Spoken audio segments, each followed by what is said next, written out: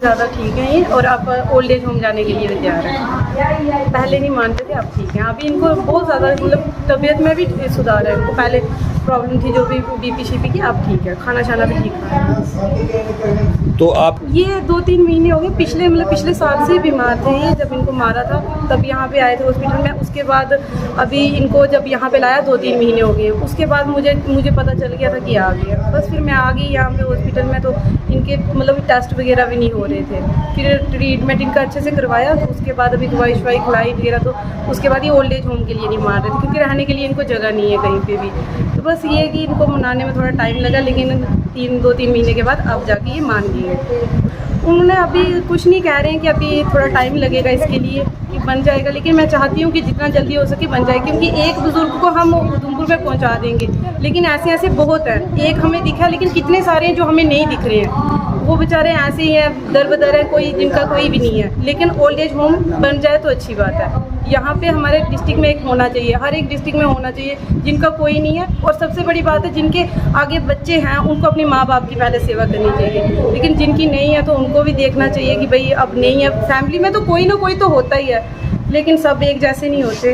लेकिन मैं आपको कहें कि मेंटेनेंस अपने जो बच्चे होते हैं या जिनके पास ये अपनी प्रॉपर्टी दे रहे हैं, जिन्होंने अगर इन्होंने किसी को अडॉप्ट किया, वर्बली किया है या रिटर्न किया है, तो जिनके पास ये रह रहे थे ना, उनका बनता था कि वो इनको मेंटेन करे। अगर वो लुक आफ्टर इनकी ज़मीन की कर सकते तो इनकी क्यों नहीं कर सकते हैं? तो एक एक्ट है, उसमें है कि अपने पेरेंट्स को हमें मेंटेनेंस करना है। जैसे वाइफ को या बच्चों को मेंटेनेंस एक्ट है, वैसे ही पेरेंट्स मेंटेनेंस एक्ट भी है। तो हमें देखो, अवेयरनेस बहुत कम होने की वजह से कौन पेरेंट्स चाहता है कि मैं अपने बच्चे के खिलाफ कोर्ट में जाऊं?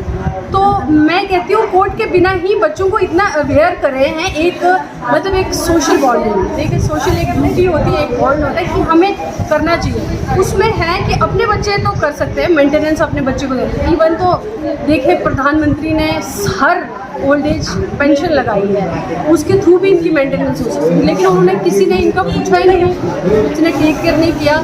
तो एक्ट है, एक्ट के थ्रू हर कोई ओल्ड एज पर्सन अपने बेटे या बेटी से मेंटेनेंस ले सकता है। ऐसा कुछ भी नहीं है, बेटा हो या बेटी हो, अपने माँ बाप की देखभाल करनी है, ऐसे ही नहीं उनको फेंक देना है। इट्स ड्यूटी, और ये एक्ट के अकॉर्डिंग हम कर सकते। अवेयर नहीं है, लोगों को अवेयरनेस कैंप होने चाहिए बीच में कभी।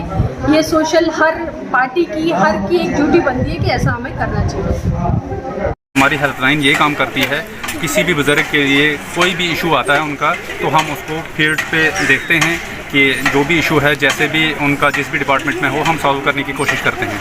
इसमें मैंने जहाँ तक देखा और सुना, मैम ने बहुत हेल्प की थी इनकी। पहले भी इन्होंने हाईलाइट किया था इस मसले को, आपके मीडिया के माध्यम से ही इन्होंने काफ़ी हाईलाइट किया था। उसके बाद जब राहुल सर ने मुझे कॉल की, तो हमारी एडवोकेट हैं यहाँ पे, इन्होंने भी मुझे कॉल की थी। राहुल सर ने इनको मेरा नंबर दिया था। तो फिर मैंने इनको जब हेल्पलाइन के बारे में पता चला, तो इन्होंने जो एक लड़की है यहाँ पे प्रियंका जी, उन्होंने हेल्पलाइन में कॉल की। तो हमारी एक SR बनती है, तो उस पर हम अब्यूज़ और रेस्क्यू केसेस वगैरह जो देखते हैं उसी के हिसाब से देखते हैं। तो फिर जब हमारे पास वो कॉल आई हेल्पलाइन में, तो मैंने यहाँ पे पता किया, तो ये हॉस्पिटल में रह रहे थे। तो फिर हमने इसका जो प्रोसीजर किया, उनका बनाया। आज हमें पता चला कि इसका कोई भी नहीं है देखने वाला।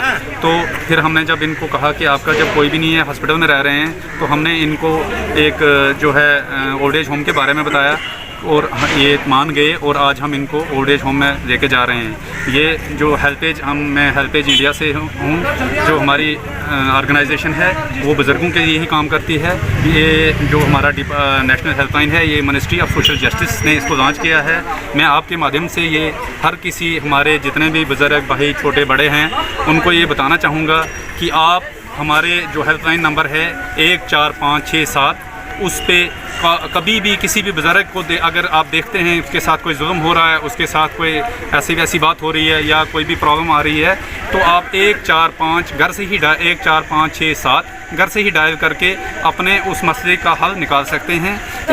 ये संतराम जी जो हैं, मुझे कोई 2 महीने हुए मुझे पता चला कि हॉस्पिटल में एडमिट थी। तो इनकी बड़ी बुरी कंडीशन थी, इनको देखने के लिए कोई नहीं था। तो हमारी जो म्यूनसिपलिटी की जो टीम है, हम सभी मिलकर हॉस्पिटल में गए। ये तो हमने जब देखा इनकी बुरी हालत थी, डॉक्टरों से बात की, सब कुछ हमने किया, डॉक्टरों से बात की। और डॉक्टर ये कहने लगे कि इसको घर ले जाओ क्योंकि हम ज़्यादा देर पेशेंट को हॉस्पिटल में नहीं रख सकते हैं। तो मैंने अपने सुप्रीडेंट से और डीसी साहब से, राहुल साहब से रिक्वेस्ट की कि इसको पेशेंट को हॉस्पिटल में रखो, इसका कोई नहीं है, इसको देखने वाला कोई नहीं है। मैं सबसे पहले एडमिनिस्ट्रेशन का और डीसी साहब का बहुत बहुत धन्यवाद करती हूँ कि जिन्होंने इसका होम ओल्ड एज होम के बारे में सोचा, और राहुल सर ने। उसके बाद आज हम इसको हेल्पलाइन में शिफ्ट कर रहे हैं। मुझे बहुत खुशी है कि एडमिनिस्ट्रेशन जो है वो हमारी बात को सुनती है और हमारा पूरा साथ देती है।